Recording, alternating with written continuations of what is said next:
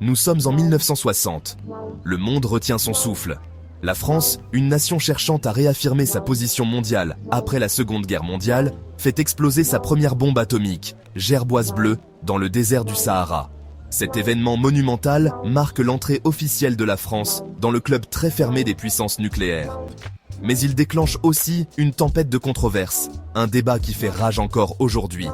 Poussé par un désir d'autonomie stratégique et alimenté par les tensions géopolitiques de la guerre froide, la France se lance dans une série d'essais nucléaires qui s'étaleront sur des décennies.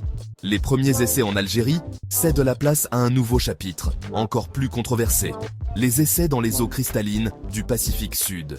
De 1966 à 1996, les atolls tranquilles de Mururoa et Fangataufa, en Polynésie française, deviennent l'épicentre des ambitions nucléaires de la France. Pendant plus de 4 décennies, 193 explosions nucléaires vont secouer ces îles lointaines, modifiant à jamais leur paysage et la vie de ceux qui habitent le Pacifique.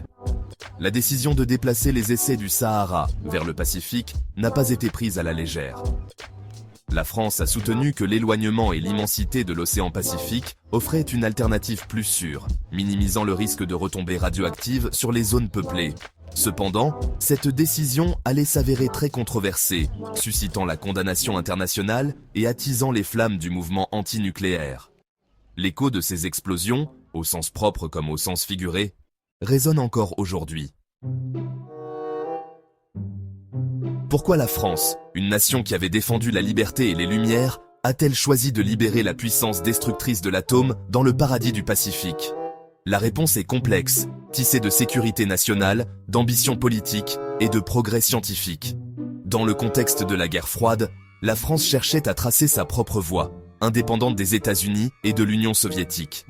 La possession d'armes nucléaires était considérée comme le moyen de dissuasion ultime, un bouclier contre une agression potentielle et un symbole de puissance nationale.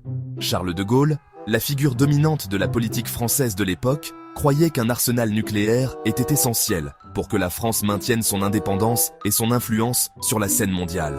Il envisageait une France capable de défendre ses intérêts sans dépendre des caprices des superpuissances.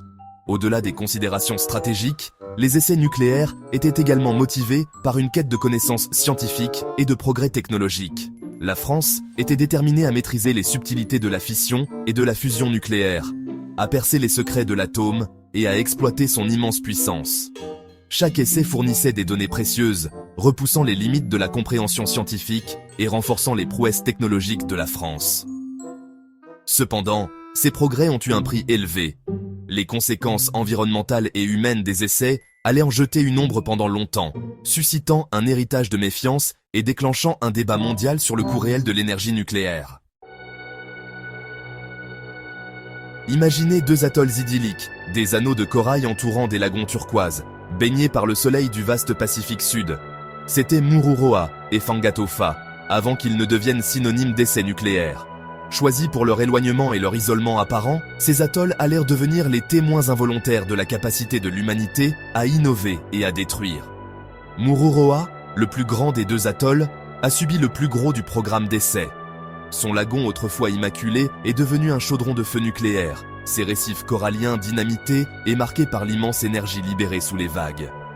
Fangataufa, situé à seulement 40 km au sud-est, a servi de site d'essai secondaire, son écosystème fragile étant lui aussi touché par la force invisible des radiations. Les essais ne se limitèrent pas à des explosions sous-marines.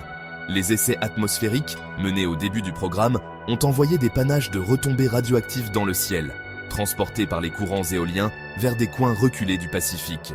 Les images de ces champignons atomiques, s'élevant de façon inquiétante du paradis, sont devenues des symboles puissants de l'ère nucléaire, suscitant la peur et l'indignation à travers le monde. L'impact des essais s'est étendu bien au-delà des zones d'explosion immédiate. Des particules radioactives, transportées par le vent et l'eau, se sont répandues dans toute la région, contaminant la vie marine, la végétation et l'air même que les gens respiraient. Les conséquences à long terme de cette contamination continuent d'être étudiées et débattues, rappelant brutalement l'héritage persistant des essais nucléaires.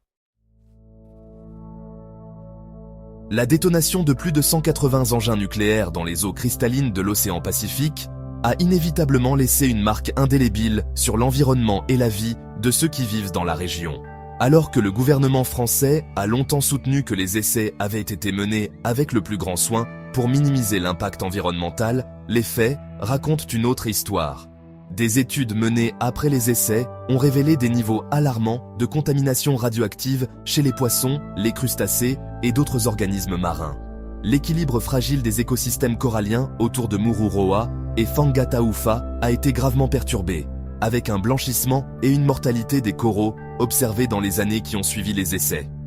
Le coût humain du programme d'essais nucléaires français est peut-être l'aspect le plus controversé et le plus déchirant de cette question complexe.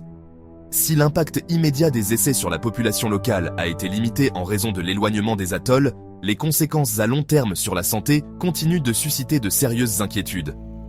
Des taux accrus de cancer, en particulier de cancer de la thyroïde, ont été signalés chez les personnes exposées aux retombées des essais. Les pêcheurs et leurs familles, qui dépendent de l'océan pour leurs moyens de subsistance, ont été confrontés à des difficultés économiques en raison des craintes de contamination et des restrictions de pêche dans certaines zones.